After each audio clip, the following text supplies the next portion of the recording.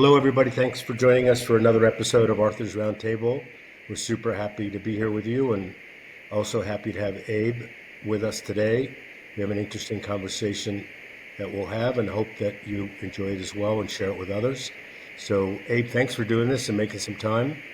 We're super glad to have you, as I said. And if you wouldn't mind just starting with your journey and tell us how this all came about, that would be awesome. Thank you, Arthur. Thank you for having me. I appreciate it. I guess I'll start from the beginning. My parents and I immigrated here from Syria in 1980, Nice. and we moved right to Paterson, New Jersey. From there, you know, public school, then private high school, and then on to Seton Hall University. Right after that, I got my master's there as well in public administration, but then I went to work on Wall Street, and then from there down to Lucent Technologies in Carly Fiorina's organization. Oh, yeah, cool. Very low Yeah. in that organization, but learned a lot. Then from there, and that was a marketing position. I really kind of found that, marketing is teaching, and marketing is convincing, and marketing is influencing. So I took a liking to that early on, and I built a career and a company around the idea of being a consultant as well as a marketing firm to Fortune 500 companies, middle market companies, and startups. So that's been the journey. I started Verisoni in 2005. The kids, or 2004, 2005. The kids were like 4 or 5 months old. We have twins, and Yeah. left a very nice paying job for no clients and a hope and a dream. Here we are, literally 20 years later. And so you're an independent firm which got your sea legs at big companies doing the marketing job with them. Correct. Yeah. Yeah. I tell my kids that's the Goldman Sachs trade, right? Don't jump into entrepreneurship if you're itching to do it, but not that this is about my opinion, but Yeah. it's go get your sea legs and build your Rolodex on somebody else's brand, and then with a plan to bounce out and do it yourself, right? That's right. That's right. And you talked about entrepreneurship, and we're not a big firm. We're actually small, but we have done some very interesting things. I would argue that we launched the first healthcare YouTube channel ever, like when YouTube was 3 months old, right? We've done some interesting things, like the first, and I say that maybe because you just don't Who know. knows, right? Yeah. Yeah, with the web, it's unbelievable, as you know. We launched the first B2B healthcare store on Amazon for a global conglomerate. So, ideas don't come with size. Ideas can happen with and by anybody, and we take those on. And I tell our team all the time, I said, we're in the business sometimes of generating bad ideas. Yeah. Because you can't expect to, as human beings and not AI, right? Right. HI, you can't expect to generate good ideas all the time, but the practice of generating ideas gets you there, right? Totally. I used to coach college basketball, and I would liken it to practicing free throws, right? You got to keep shooting the free throws, Yeah. And you're going to miss them. Yeah. and you're going to miss some, and that's okay. But as long as you're proactive, and as long as you're honest, and as long as there's integrity behind that, and as long as there's a rationale behind it, right? There's an opportunity to move forward, right? And I also tell my team that we inevitably are going to be wrong, right? At any given moment, we're going to be wrong about something. But what we want to do is set ourselves up to be directionally right, because it can go like this, and we have to ride that out. But if we've got the North Star going this way, then we'll get there. And that's our approach with clients, right? Because certainly in marketing, there's a lot of waste, Arthur. As you can imagine, in the digital space, it is the hype is palpable, and everyone is a marketing genius. Of course. Isn't it interesting? I've what you just said, I call, as in life, business is a series of adjustments, right? You try something, you adjust. You try something, you adjust, right? That's right. But isn't it interesting that on some level, it's perplexing what human nature tends to grasp? It's just like, what causes something to go viral? Right. Why would anybody follow the Kardashians, right? That seems like a deep, dark hole. But Yeah. Well, it's interesting you brought that up. Can I just yeah, talk about sure. this for a Yeah. second? So I actually talk about this in my book. So the book's been out for about 9 weeks. It's called Irresponsibly Digital, and sorry for the pitch, but No, irresponsibly. no, don't apologize. You're welcome to. Yeah, yeah. You can get it. You can get it anywhere, Amazon, Barnes and Noble, that sort of thing.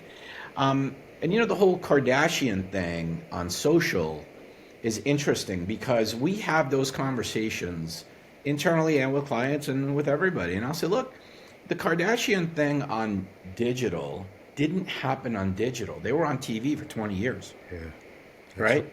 I mean, you can look at any of these phenomena. Yes, there's Mr. Beast and some of these guys that have just taken on to digital.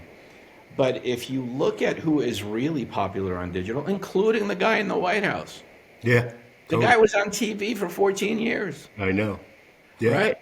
So fame has a lot to do with this. Yeah, Fenty with Rihanna. I mean, Fenty is a global brand. It's $1 billion company. Makeup, whatever they do. But Rihanna could have sold toilet paper and it would have been $1 billion company because she was famous before all of this stuff or during that stuff. So what?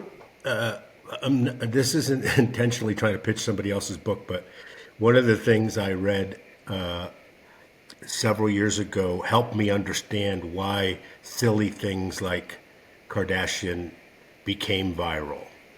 And I'm just escaping. Do you remember the name of the book? Contagious?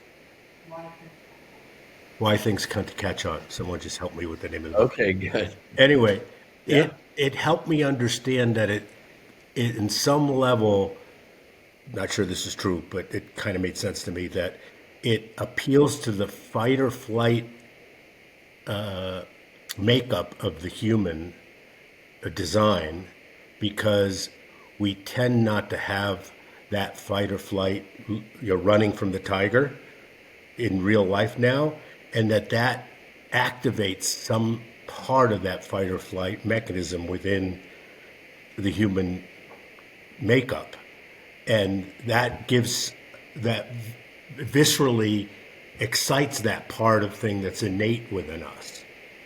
And like I said, I don't know if that all made sense, but it made a little bit of sense at me for the time. Because it's inexplicable, right? Why That's right. somebody would spend any amount of their time paying attention to that nonsense, right? Well, I don't know. First off, I have to get that book. I mean, I'm very interested in this stuff because, what I talk about is marketing is behavioral, right? So if there wasn't a social platform, it would be something else. Right.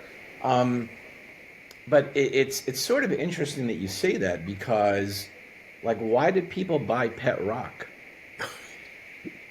Right? Good marketing is number one, right? Right. Yeah, right.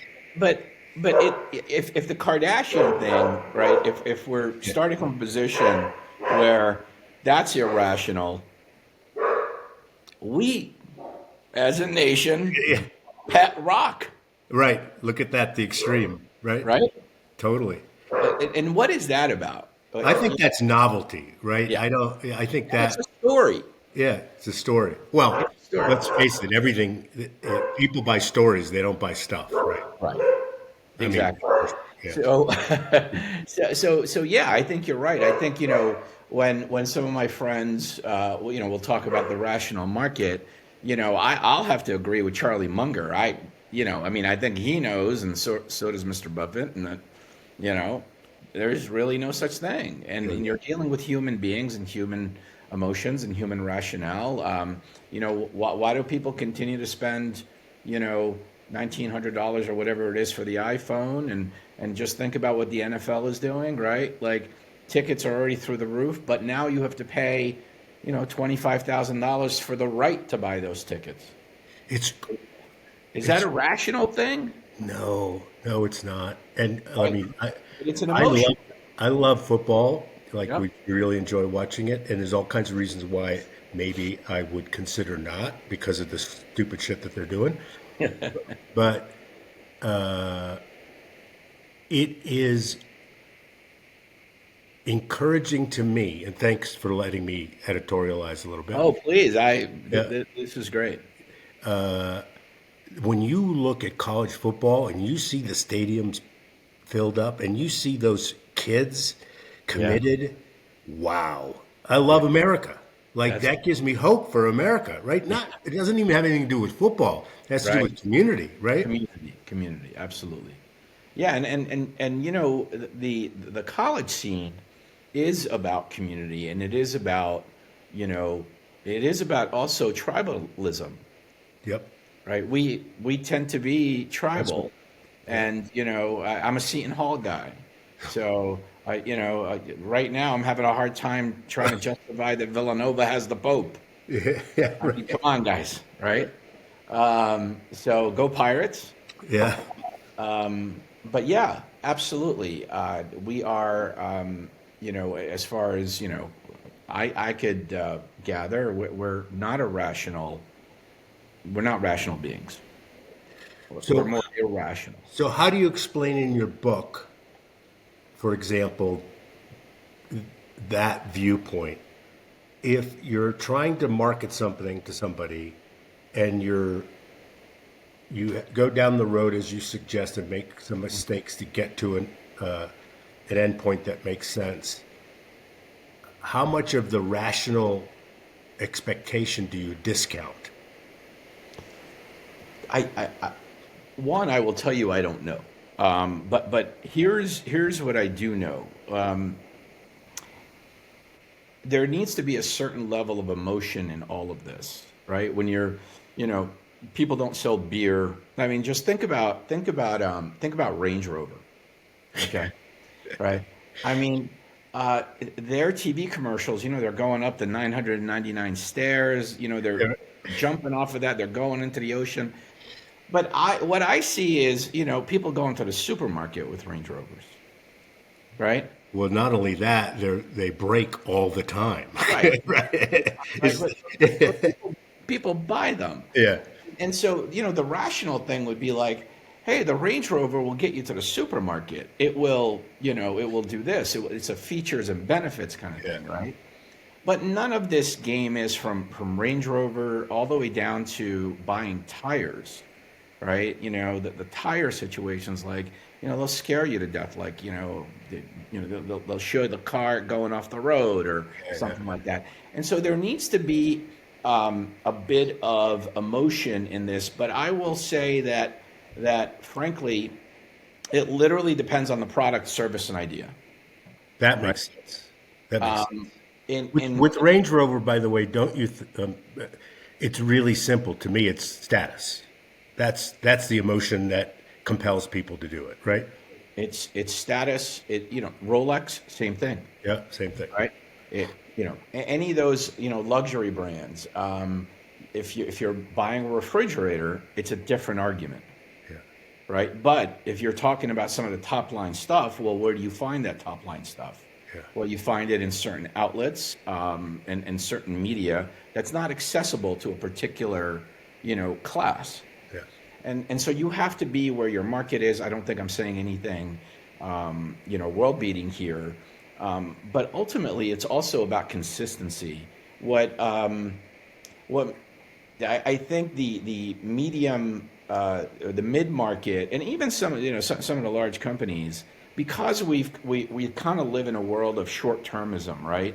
Especially in the public markets where it's quarter to quarter. and even if it's not, we're going with these 8 KPIs that may or may not mean anything. Right. Um, but we need to hit those numbers. Well, okay. Um, on the digital side, there is so much fraud in that business, and I'd love to talk to you about that. That those KPIs may be meaningless, Yeah. and a large part they are. Yeah. I'll give you an example, and this is in the book, but it's also, I think your viewers, your listeners can check my mouth. They can Google everything I'm saying, but maybe like 3-4 years ago, the CMO of Uber, right? Like Uber doesn't have stores, right? Uber's an app. And so you would think that Uber is hiring the creme de la creme of marketers and people, and they have fine people. I'm sure they're great. And they don't need me to tell them they're great. But the CMO went to the board and said, I have a $150 million budget. I lost $100 million of it on digital ads. Right? So the question is, how did that happen? And he couldn't really give anybody a straight answer. And I don't think it was his fault, right? Because we are almost being gaslit into handing over money to, Google, Facebook, and those guys. And there's a black box around it. And there are people much smarter than I mean, I don't even scratch the surface. There are people like Augustine Fu who do some great, I think he's an MIT guy, who do some great research in the field about ad fraud and stuff like that. But it is incredible that we kind of live in this world where we say we want to manage by data, but we don't understand the data, and then we don't know what to do about it. Is that in a little bit of a pedestrian way of explaining that is when you do an ad spend, because there's no way to close the loop, and your sales go up incrementally, and you discount anything else that you might be doing at the same time, that you can credential that ad spend based on your sales going up a little bit. Like you can't tie it in exactly. Well, the promise of digital and social is that you can, and in many ways you can, right? But because there are so many tolls along the way in a digital media buy, like in a traditional media buy, let's say TV, Yeah. I want to buy a program on CNN, or I want to buy a program on the History Channel, and you can do that through cable, or you could do that through your ABC or somebody Terrestrial TV, yeah, right. Exactly. But with the promise of digital was, hey, I have a demographic. There's lookalike audiences. There's a psychographic. I go and boom, boom, boom, boom, boom. Yeah, yeah. Well, that's great, but on the other side of these things are thieves who set up fake websites with the same, right, with the same demographics. Yeah. And Google will place ads, right? They're placing ads, and those guys are getting the money. People aren't seeing your ads. So I'm not the smartest guy in the book to even explain it. I know the problem exists. Yeah. I know it's pervasive because we go through some of these things, and I know that people have been taken to the cleaners, which is why we recommend caution on this stuff. I'm not saying we don't do it. You have to do it. Yeah. But I think you have to do it with eyes wide open. Is there? It's interesting the nuance that you just mentioned, that Google knows that there's bots on the other end, but there's no incentive for them to police that, it seems, right? Correct. Facebook says it, and this is according to Statista. They say that they purge 1 billion fake accounts a quarter. I believe that. There's Okay. probably 1 billion more there, right? That probably, right? So, I mean, if they're doing that and there's 1 billion more there, and okay, so maybe the ads are being seen, and I'm sure they are, because Facebook has driven a lot of business and made a lot of people very famous. But what we don't know is where the waste is, because it's just not there. So I don't know how much money is going to waste on those platforms. Yeah. Right. The other thing is, and I had to stop the presses to put this in the book. So the book was supposed to come out like in July, and we were in the works. And then I saw an interview with Mark Zuckerberg, and Mark said, he said something like, we just did some research, and we found out that people generally have about 3 friends, and they're in the market for 15 friends. So we're going to create 15 AI, additional friends for them. What? Right? Digital friends? Right. Okay. So, I mean, look, there's digital porn, there's all kinds of stuff going on. But if you're going to do that, then what am I going to, like, as a quote unquote CMO, right? Or an advisor to CEOs, CFOs, or, whoever. You want me to spend my clients' money? You want me to advise them to continue to spend money on your platform? So 3/4 of the people I'm reaching are fictitious friends. Yeah. Are AI? Are you kidding me? Yeah, right. Okay, now, I know, that might have just been thrown out, but what tends to happen in this field is, and I call them the clickocracy. These people are clickocrats. Yeah. Okay? And they will go up on stage and they'll promote this stuff, because by promoting this stuff, it's, they seem cool, and, you got the guy, yelling at you from the back of the cab, and, about all this hustle porn stuff. I just think we need to stop all that garbage and just take a step back and have a much more realistic look at where we're investing our marketing dollars, why we're doing it, how we're doing it, and the expected outcome. Do you think that's realistic? Meaning, can you get there, right? I have to tell you, I've been fighting that battle. It's almost like riding a bike going down the hill and spitting in the wind. Yeah. I've been fighting that battle for a long time. I lose a lot. But for the clients that choose to go on the ride with us, it is not a meteoric spike. It is steady growth. Yeah. And that's, and we've built relationships over the years, because I think, I'm not saying we make mistakes all the time, but I think that because we're so transparent about this, I think people tend to trust us. And of course, you have to deliver. Right. Right. So there's like no bullshit when it comes to this stuff. Like, we'll look at data, and we did a discovery for a firm in New England. Their marketing budget was $6 million. It was an audit, more of an audit, right? $6 million. We found that we can get our hands on, because the digital marketing company would not give us the keys. Oh, it's proprietary information. We have other clients on which is kind of BS. Like, I know it's BS, but people do that. Well, $6 million, we found like $1.2 million in ad fraud. And we don't know, and because we didn't have access to all the keys, the doors, we don't know whether it was, say, the digital agency, Google, a combination thereof. But I mean, 1.2 million in digital fraud is nuts. That's a lot of money. For $6 million. Yeah, spend. Yeah. What do you think? So people got burnt. I'm drawing in some sort of a corollary here, but people got so burnt from people who would developers that would keep the source code and not do the job, and then not give it to you because you didn't pay them because they didn't do the job. Right.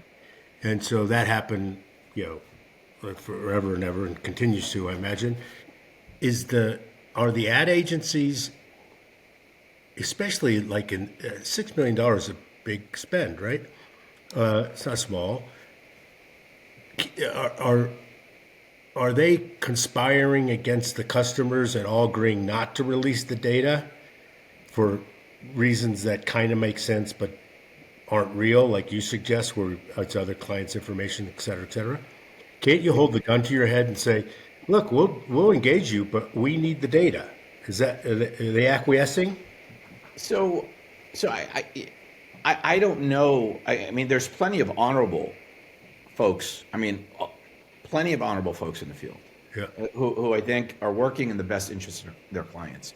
But I do think there are opportunities because, like, you take I'm not a mechanic. I take my car to my mechanic, and if I don't know, and that mechanic is not, you know, wants revenue, then yeah, stuff's going to come up. Um, I think it's human nature, and I think it's case by case. I don't think that this is a rampant thing, but I do think that yeah, the fraud sort of landscape in digital is rampant because of the bots, because of the fake accounts, because of the fake websites. There are numbers out there, like right now on the organic side, website traffic could be as fake as or as high as 60% fake, yeah, right? And despite what everybody thinks, it's not coming from Russia or China. It's actually coming from the United States, and this is according to a bunch of data that anybody can Google, right? So whether it comes from China, Russia, Ukraine, wherever it comes from, it's still fake, yeah, right? So we have to take those things with a grain of salt, yeah, is what I'm saying, because the amount of dollars, time, and effort and energy uh, sort of chasing this stuff is staggering. yeah. So you sort of have to live with it, right? Well, I think you have to live with it, but I do think that you have to try to figure it out. In 2017, Procter and Gamble, which at one time or another was the world's largest marketer, cut back on whatever I forget the percentage right now, but it was a significant percentage they cut back, and they saw um, no adverse impact whatsoever on their business, and in fact, certain areas of the business grew. Right? I just read somewhere, I don't know, maybe like 2, 3 months ago, Bose decided to cut back as well, because they're like, well, if people are searching for Bose, why should we pay Google for our own name? Yeah, But because of brand power. brand power. Yeah, Yeah. So we have to think about different strategies. How do we build a brand? How do we build a brand offline, online? Where at what point does it come together? And these things aren't, everybody wants the easy button, and everybody wants the person who's the most eloquent with the deepest voice because that's the person they believe, yeah, yeah, yeah, yeah, right? So I don't live in that world. I live in the world of sort of ambiguity about this stuff, yeah. because that's reality to me. So, what? And this may not be a fair question, but what's a good customer for you? Like, if you could profile a good customer, what does that look like? Um, I would say, yeah, I would say a good customer is somebody wants to that wants to build the business and doesn't have unrealistic expectations from marketing, because uh, marketing, sort of like CMOs, are, like, I think they get fired in less than 2 years. Yeah, uh, Agencies are let go very, very quickly if they don't perform well. If the life cycle of the business isn't right, if you just started your business, well, you have to invest. If you don't have money, your expectations have to meet that. If you're, if you're, a, if you're a large company and you've got a specific business line that you're going that's mature, your marketing spend's going to be X. It's not going to be Y. And if you are selling the business and the brand is less than, well, in order to get that 17 to 20% more, you need to pump up that brand. Yeah. Well, then how do you do that? So our customer is an educated customer and somebody who's willing to have a reasonable sort of expectation about marketing, because right now we just don't live in that world. Yeah. So is it a Fortune 500 company? Is it a company like, Yeah, yeah. I mean, we work with Fortune 500 companies. We work with middle market companies. We work with, I chair. I'm the former chair of Seton Hall University's. Again, go Pirates! Seton Hall University's Center for Innovation and Entrepreneurship. So we see a lot of startups. Not that they become clients, that would be unethical, but I do work with a bunch of those folks. So yeah, Fortune 500 companies that need a little punch in the arm because we're very agile. We move very very quickly, and also too who need that sort of that person to say, hold on a second, that provocateur, because they are being pushed to do certain things, and we could bring in data, we could bring in business cases and use cases and say, let's put it on the table and let's look at all this stuff. You might not have access to it, and then let's make a decision. yeah. Can we talk about your client that we mentioned before we hit the record button and what you're doing for them? Remind me. Right in your state. Right in my state. Oh my gosh. I'm Has losing to it. do But with longevity. oh, got it. Got it. Yeah. Well, we have a longevity center that we work with, and they are the dominant brand in this area, and they've grown. They're in Virginia. They're also in Connecticut, and their target market is actually your target market and your audience: family offices, high net worth individuals, and they've built the business also sort of being outside the mainstream of modern medicine at 20 years ago. Yeah. They've been around a long time. Yeah. Yeah, they've been around more than 20 years ago, and so Dr. Fine has been a leader in the field. When he started, traditional medicine was tough on him, but he stayed with it. And if you look around now, longevity is, everybody's talking about it. It's in vogue. We got Yeah. billionaires, claiming they never have to die, but that's a soundbite. Right, exactly, exactly.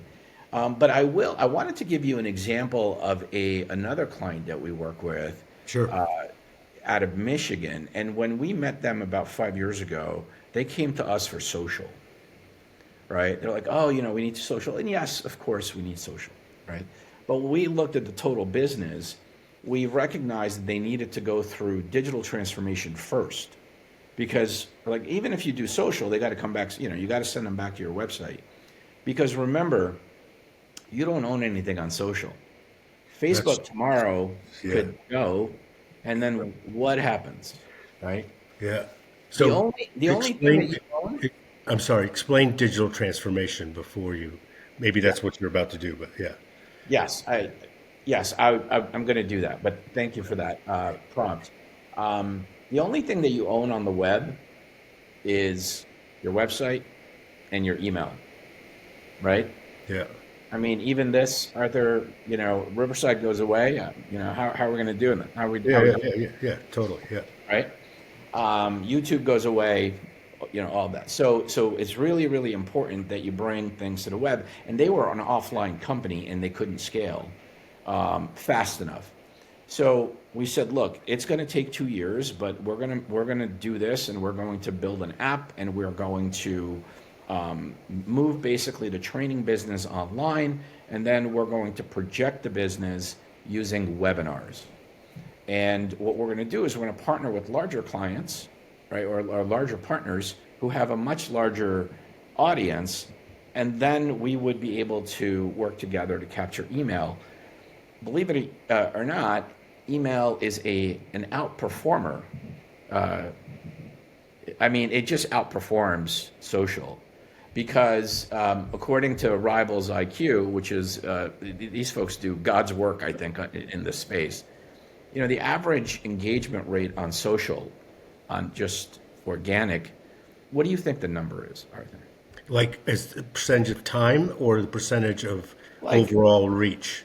Like like right now, 2%. if Two%. if you're on your, let's say, Facebook account and you Yeah. type in, I'm having a great conversation with Abe, Yeah. right?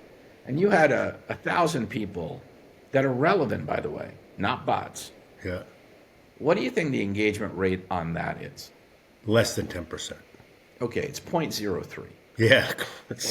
All right, it's like, what are we doing? That's less than a half a person, Yeah. right? Which is why we counseled him to other channels. But we didn't discount it. We do have a presence. We just don't go crazy there. We're focused on webinars. So in 5 years, we went from having like 3,000 emails to literally like almost 150,000 customer emails that we sell to, Yeah. right? And now these folks have a place to come back. They have a place to buy stuff, and they have a place to train, Yeah. right? It wasn't simple. It wasn't easy. We made mistakes along the way, but the CEO of the company was so gracious to allow us to do this, and all of our clients are gracious to allow us to do the work that we do, including the Fortune 500 companies. Yeah. The iterations make sense, doesn't it? I mean, you have to just keep on trying. Exactly. And what tends to happen is people will say, we tried this. And I'll say, well, one, how did you try it? Like the how is important because the creative piece is also important here. I'll give you an example of bad creative. Bad creative consistently does very well, right? So there was like a dentist in Ridgewood, New Jersey. And he would buy the back of, this is like 20 years ago, he would buy the back of New Jersey Monthly. I mean, this is a simple, but I think it's illustrative, right? He would buy the back of New Jersey Monthly. I mean, back then it was like $12,000, $15,000, right? And now I would look at the ads and I'm like, his ads to me were like terrible. Like it's him drawing, right? Or, smoking a pipe, right? Or, bourbon by the fire, whatever. Right. So I saw him one day at a convention, and I said, "Hey, I want to talk to you about your ads. Can we talk?" He's like, "Oh, I know you young guys. I know what you think. And he was like in the 70s at the time. He was like, "You think my ads suck?" And I'm like, "Yeah, they suck." He goes, "But I know what you think." I said, "What?" He goes, "You think they work?" I'm like, "Yeah." So I'm going to quote this. So you know what he said to me? He goes, all these fucking young guys, they're in the magazine, they're out of the magazine. Do you know who gets the fucking new patients? I do. I've been there for years. I'm never leaving that back. Consistency. And that's a quote. Yeah. Yeah. Right? The consistency factor is crucial. And if you own that channel, own it. Own it. If you're going to be on radio for a long time, own it. If you're going to be on TV for a long time, own it. Yeah, that's good advice. That's really interesting. And what you said, bad ads or bad marketing or whatever, in this case, the ad, consistent works. Even bad ones work. That's really interesting. Right. I mean, remember the Crazy Eddie commercials? Of course. Yeah. They weren't bad ads. They pulled you in. Yeah. People were looking forward to seeing that. The guys throwing TVs at the screen, right? Yeah. But they're sort of irrational. They're not like, but people look forward to that. People look forward to, if you think about like the Geico commercials, I think Jared Jewelers was advertising inside the Geico commercials. Yeah, it's wild. Now, can you imagine if, now insurance is pretty stodgy, right? Like, I'd like to imagine what the discussion was like when somebody went to the board and said, "We are now going to be advertising using a lizard," A lizard, right? right? It's like Mad Men, right? Right. Coming to the table and saying, "Hey, trust us, right? Let's give it a try." And, Exactly. and so I happen to understand because I've owned a company on a very small scale that had the insurance company balance sheet leverage. And it's fascinating to me that it's not just that Geico Lizard, the Geico has a persona and a life of its own. They keep on doing it because it gives people confidence when they're shopping for insurance and they just go, okay, it's like a perfunctory. Okay, Geico's okay, right? It's like the guy Malcolm Gladwell who wrote the book about thin slicing, right? When you reach for a can on the shelf, it's because you've been conditioned that Campbell's is going to be okay or Progressive's going to. You don't even think about it, right? That's right. Same idea, right? That's exactly right. And at the end of the day, the consistency piece is a propaganda piece, right? People rely on you because there's a certain comfort in seeing that, right? There's a certain comfort in seeing something and experiencing, but that requires risk. I mean, again, can you imagine the discussion, right? There was whoever the CMO was at Geico at the time and the board, they took a risk. And then Progressive said, well, if they could do it with a lizard, we're going to do it with a duck or whatever it was, right? Yeah, Or, right. Yeah. maybe it's not Progressive, I forget. But No, it was Aflac. Yeah. Aflac, thank you, yes. And then the Liberty with what the hell's that? Legal emu. Emu. Yeah, Like, right. I mean, talk about copycatting, right? But all of these guys, and there's a lot of copycatting in this business, but hey, I'll subscribe to the Burger King theory, right? McDonald's opens up there, they have more money, they did the research. Yeah. I'm opening up a mile away. Like, Yeah. why not? Yeah, of course. Yeah. Right? And Totally that's the entrepreneurship approach. Do you think, back to the ad spend thing for a second, do you think we're stuck with, I think it was Gimbel that originally said, the big department store guy, he said, 50% of my ad spend is wasted. I just can't tell which 50. Do you think we're stuck with that? Especially in, You could tell. No, I mean now with all of the analytics, and if they're set up correctly, at least you know where a portion of your money is going in digital, right?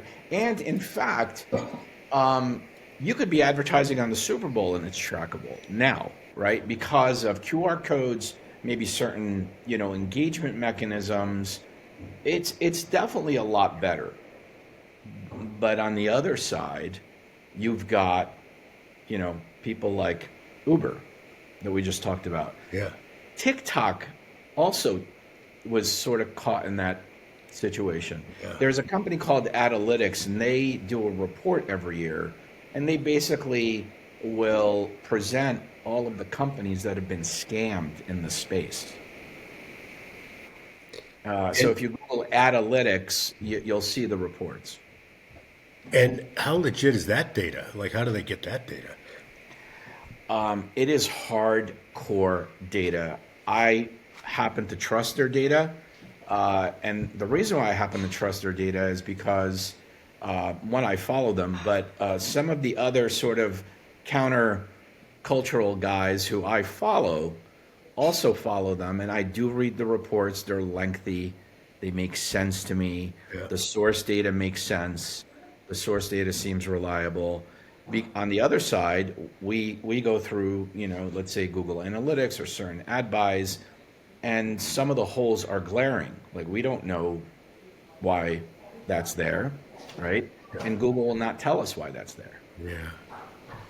It's interesting to see Google starting to advertise on TV, on cable, in the throes of being usurped by ChatGPT and Perplexity as a search engine. We just came back from Europe, and almost everybody that we encountered in Greece and Italy, they don't use Google anymore. They use ChatGPT. Right. Right. Well, I don't live far from New York City, but when you're taking the tunnel, right? Um, there may be three Amazon billboards at the tunnel. Well, Amazon is a digital company. Right? They don't really have stores, Yeah. right? Or you're getting direct mail probably from digital companies. Why Yeah. does that happen? Well, because those channels also work, Yeah. right? Now, those folks have outsized budgets. They have, right, Right. large teams, but those channels have to align the channels, the creative, the messaging, and the consistency. If you could align those, you could do that. You certainly do that for Amazon. You can also do it for a pizza shop, Yeah. Totally. right? And everything in between. And I work with founders all the time who think that there is even today a gold rush around digital. Like that's digital first. Well, if you're raising money, you should get your digital house in order, absolutely, because investors might want to go and check you out, right? Whether it's a company or LinkedIn, Yeah. whatever. Yeah. But you're not going to raise $5-6 million or $100 million without sitting across the table from somebody. Totally. It is not going to happen. It's true. All right. It's true. Yeah. So Unless there was a marketing, trust bond created prior where they already did something and then you can raise money on that trust bond. That's completely different, right? absolutely different. But even if like if you look at, I mean, Elon Musk can send an email to whoever, right, to his network, and say, I'm doing whatever, and he could do that. But your average founder, or even if your average investor, is not going to do that, Yeah. right? So I talk about this all the time. Sometimes we as mere mortals think that we are, right. So I'll say to folks, I'm like, listen, I'm a guard in basketball, right? I'm 5'7.5". I'm sure the internet knows that already. Yeah. Okay. But I'm a guard, and I was pretty good at the time. But like, do you want me to play for you? Because Michael Jordan is a guard. Yeah. Right. Like, Exactly. who do you want playing for you? Exactly. Yeah. Right? And we have to get our expectations right because we all think we have Coca-Cola. We have Coca-Cola dreams Yeah. and sugar water budgets. Yeah. Exactly. Yeah. You know. So LinkedIn, are the stats available? And if so, are they the same in your Facebook example where there's 1,000 people and you get 0.03? Is it the same on LinkedIn? So Rival IQ, I want to say I don't know, Yeah. because Rival IQ just started to count LinkedIn, and I don't know why. I think it might have been access to the back end and Yeah. all of that, API or something. Yeah. something like that. Yeah. And but LinkedIn doesn't throttle you. So if you're a business page and if you have whatever, a family office, if you're an investor, if you're a pizzeria, if you're Microsoft, if you are doing organic social, it is to Facebook's benefit to ask you to boost it. So they're not gonna, right? They want you to work for your money. They want you to dance for your lunch, Yeah. Right. right? Yeah. So if that's the case, then so on LinkedIn, right now everybody could see your post right now, Yeah. right? As opposed to Twitter, which is completely. I mean, look, I have my own opinions about Elon, but I think that there is a huge chunk of revenue opportunity that he's missing because of the way that he set up his algorithm. But that's how I think about it. Yeah. LinkedIn, you go on there, your network will see your post. Yeah. Hey, I think LinkedIn is somewhat lame, but it's good enough. That's just my opinion, right? Yeah, I mean, people are living on LinkedIn today. Totally. Yeah. People live on LinkedIn, and I also think that, like, psychologically, for us, when you see that stuff, I I mean, I I don't know, and I'm not a sociologist, I'm not a physiologist, but I do read, some of the psychosocial studies that come out about this stuff. And our brains are just not developed enough to be able to handle all of this input every day, Yeah, it's too much. as humans. And I know there's a bunch of studies out there by very reputable, universities and organizations that basically say it's impacting our brain and our behavior. I believe that. I had somebody criticize me when I said, they said something about a LinkedIn communication or post or something on LinkedIn. Mm, And I said, well, I didn't do that. And they go, what do you mean you didn't do that? I said, I had somebody else do it, which is what I have somebody else do most of it. right. Right. And they go, what do you mean? It's your LinkedIn. And I go, yeah, but I don't have time to. It's kind of like what you're saying. I can't take all that fire hose and still do all this other stuff that are priority. I Right. just have to have somebody else do most of it. Right. Right. But Arthur, that's an impact on your brand. Yeah, totally. Yeah. And companies do have to be careful, and people have to be careful because uh, I said this like 20, 25 years ago. Your digital reputation is your reputation today. Yeah. Really true. You know, Let's talk about what would people expect to get from the book that you hope would be a good outcome for them. so I'm hoping the book presents a lot of data, like some of the stuff that we talked about today. It also presents a lot of cases, like business cases, like we talked about today. But what I would hope for everybody is that it helps them ask the right questions of their agencies. It helps them ask the right questions, or better questions rather, right? Because I tell people, I'm like, I'm not interested in being right. I'm interested in getting it right, and getting there sometimes just takes longer, right? So if I could help people ask better questions, then they are going to question that spend. And it may be viable, it may be the right thing to do, but we have to continue to question it, because the the avatars that some of these billionaires want to create for us, well, businesses are impacted by that. Right? Yeah. So if we can ask better questions, I think I've done my job. Yeah. That's really, really helpful to know.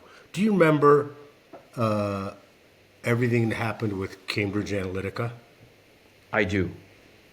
So I'm bringing this up because it seemed like at the time what you could do with Facebook was miraculous. Might have been illegal, might have been uncool, but it was, even if there were 20%, 60% bots, the outcome worked, right? That's right. Correct. And I'm bringing it up because I happen to know Brittany, who's the whistleblower, and I interviewed her on this podcast, and we've been friends. The day she blew the whistle, I met her and at a party in New York City, and she needed to escape because she was like in trouble, right? Like everybody Wow. hated her. And so I owned part of a hotel in Tulum, and I sent her down there, and we've been friends ever since. But it was really interesting because I looked under the hood after a while of how they were doing all that stuff at Cambridge. It was fascinating. I mean, talk about smart people, right? The the ability to manipulate using these platforms is really incredible, because the amount of control, and this is the other this actually brings up another point that Mark said, which is right around that time. He said, what we're going to do now is we're going to discard the agencies, and we're going to have our team just generate AI customers, and then we're going to connect to your company's bank account, and then we're going to just run your ads. And again, the clickocrats. So wait a It minute. just doesn't sound good, right? Right. I mean, just like if I'm any Fortune 500, it doesn't matter. If I'm a rational business person, if I'm a dean of a business school, if I'm a professor, if I'm a business student, if I'm breathing, I'm thinking this guy's going to control my market. And commit fraud in the process, right? And fine. And let's say it's perfectly legit, Arthur, Yeah, yeah, right? He's going to control my market yeah, and my money, yeah, and people cheer for that. yeah. People, what are we doing? Seriously, like, what are we doing? We have got to take a step back. Business is human. The last time I checked, no bot bought a refrigerator. No bot bought a newspaper, if there is such a thing, or an online subscription, and maybe they will, Yeah. right? But right now, we have to understand how behaviors are changing because of what we're doing online. And we also have to understand that, if your end customer is me, why would I buy your stuff? Yeah. So how are you going to talk to me? Where are you going to reach me?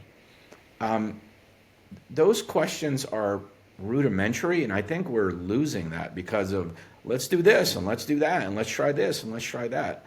It's a little insane. So one last question, because I had cause to get involved with NBC 7 years ago, and they were bragging about how network television still is viewed and has a great reach. And it was true. Like, people watch network television. And there's a lot of people who don't have cable. And so they're watching terrestrial, they got their antenna up. It's digital now, right? Remember when that all transformed, they required it to be digital. It comes through clear, like 4K, right? Is that still a legit, we're watching CNBC and whatever, and people are spending tons of money, I guess. Like, I don't know how much it costs, you probably do, advertising shit on that CNBC and repeating it, and I don't think they'd keep on doing it if it didn't work. Maybe. What's your view on that? The numbers say that it continues to be a viable channel. Yeah. All right. And it's funny you said that, because I don't know, 3-4 days ago, there was a Google review for one of our clients, which we do TV commercials for. And it was like, I love your product, but can I go 5 minutes without seeing your commercial? Oh. That was the review. Wow. Now, that is a sample of one. It's anecdotal evidence. Right. But right now, politics is on Twitter, it's on social, it's on, wherever. But in political season, where do people go? Yeah. Right? In the NCAA tournament, where do people go? Yeah. The Super Bowl I wrote an article in 2017 saying that the Super Bowl one day will be on Amazon. And How about that? it literally is. It's still online. They still think there's value in that little thing. So who knows? But yeah, 2017 and 2016, I said that's going to happen. But all of these folks and people like NBC, they're going to have to bid for these leagues, and they're going to have to go up against Amazon and these guys, right? So I am a proponent of television where it warrants it. And again, it's like a mutual fund, right? Depending on the client. You sit down, you say, where am I going to invest my money? How am I going to invest my money? What is the mix, right? Growth stocks, whatever, right? Yeah. All of that. And you implement it, and you have to give it some time, because time, Warren Buffett talks about that all the time, right? He talks about the time value of money and the time value of stocks. There is such a thing as the time value of marketing. Yeah, I believe it. You got to give it a chance. And repetition works. That's Just so happens. That's right. Do you have a copy of your book there you can hold up for everybody to see? You know what? It's funny because I gave the last ones. We had a I'm on the board of the Shills Entrepreneurial Fund in New York, and we had our gala, and I gave out every last one. But it's irresponsibly digital. It is on Amazon, and but if you're a Barnes and Noble person, you can get it there too. Yeah. Yeah. Yeah. Can you believe we have a Barnes and Noble that just opened up in Park City? I Like, love that. yeah, I'll go to the Barnes and Noble around here, yeah, and there's an Indigo here in Short Hills Mall. yeah. I'll go and hang out There's still a Barnes and Noble at 53rd and 5th in the city. in the city. Yeah. Okay, yeah, yeah. There's another one here, and I want to say it's Rockaway or Randolph. I mean, there's still and people. I'm starting to leave the house now without this. Good for you. I don't. Last night I went to a dinner at Balthazar Roll. Oh, great. And Great golf club. Yeah. yeah, and people were they were all taking pictures like, well, can you take a picture with your phone and send it to me? And I'm like, I don't have my phone. Yeah. I I need a break from that personally. Yeah. And so now when I go out with my family, it's very hard to do, especially in our business. Yeah. When I go out with my family, or if I'm going to go out to a special occasion like last night, I'm leaving my phone at home. Good for you. Yeah. Good for you. Yeah. I get yelled at the gym all the time. We go to the gym together, and I've got my phone in my pocket, and Yeah. I'd probably leave it at home. Yeah, I mean, it's the gym. It's an hour. Yeah. Sometimes I want it to be 1989 all over again. I know that's not going to happen, but well, for me, I need to I need a break from that thing because I am addicted to it. Yeah. I think we all are. I think we are, and I find it useful, and Yeah. productive, and I tend not to scroll. So I've been able to, like, I love Rogan's post and ghost, right? He doesn't look at anybody's comments, right? It just, of course, he's in a different league, but I don't look at any comments, right? And I don't post that often. The only place we post is on LinkedIn and X, Right. but it's all business related. There's nothing political or personal that we put, right? So, Right. Yeah, I mean, and and I try to talk to my kids about this too, because we held out with the kids for a long time, but as soon as they got it, because all of their friends are on it, Yeah. right?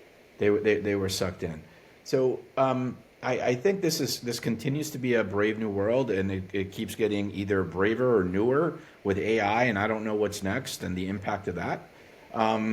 But I'm a skeptic, and so I want to guard my clients' money first yeah.